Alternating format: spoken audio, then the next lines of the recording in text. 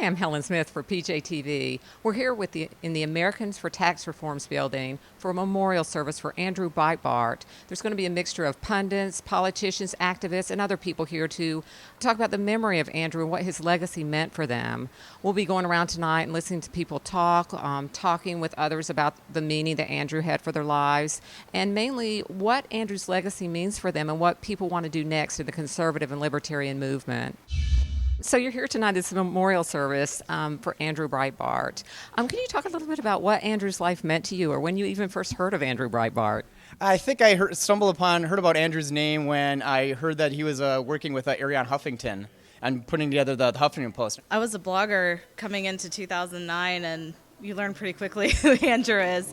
Andrew Breitbart has to go back to the Acorn investigation there with O'Keefe. If you don't know who he is, you're not paying attention, and especially if you're on the left and you don't know who he is, you're in trouble because he would have been coming after you at one point or another. When you met him, what was your impression? He is a force of nature, or was a force of nature, will remain a force of nature in the hearts of everybody that knew him. People keep talking about hanging out with him and just, he had so much energy. What was it about him that was so special?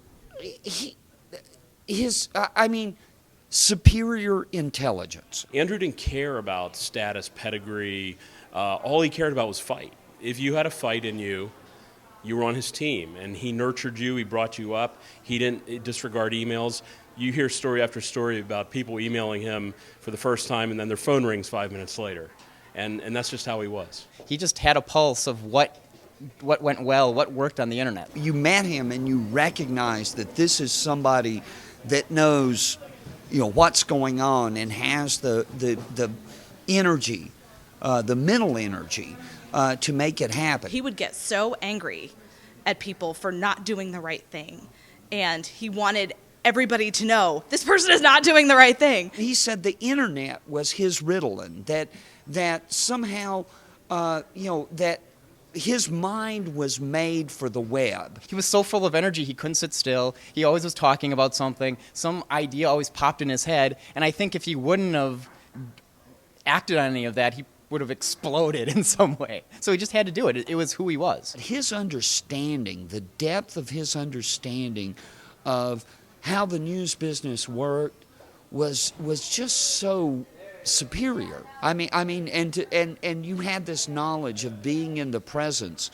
of a superior intelligence. He was everywhere. You could not know who he was. He was tireless, and he was always driving the news cycle. He was always in people's consciousness. Do you think maybe he was the voice for people on the right, that he was able to speak out in a way that people on the right weren't able to? Well, he had no fear. He understood what was going on and was just utterly fearless. And he, in a football game, he was running the ball up the middle every play. And so there was no. He was a voice. He was attacking the left on their turf and in their terms, and just refusing to be browbeaten by any of their usual propaganda means. He was willing to go through anything for the cause. He was a happy warrior. He never let it eat him alive. He was always so excited to be doing what he was doing, and I think that was kind of the largest element of his magnetism. Like, you watched people just congregated around him because he was so much fun. What do you think will happen next? I've seen it already instantly from Thursday morning when we all heard about his death. So many people just claimed, like, I'm going to take up the banner that he left.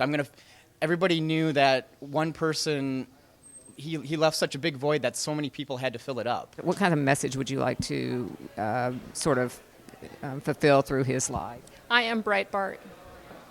What does that mean? That means that we are all Breitbarts now. Keep fighting. He wanted fighters, so it's up to us to carry that message on, fighting. Everybody's talking about, filling that void. We're not going to fill that void. I think we have to understand that there was only one Andrew. There was only one person in that space. And there's never going to be another Andrew. But we can all fight that same fight. We can all demand transparency from our government. So if you want to really make a difference, and that's what mattered to him, was making a difference, not sort of debating how many angels are on the head of a pin, like some websites like to do. He wanted to move the ball, not have a debating society.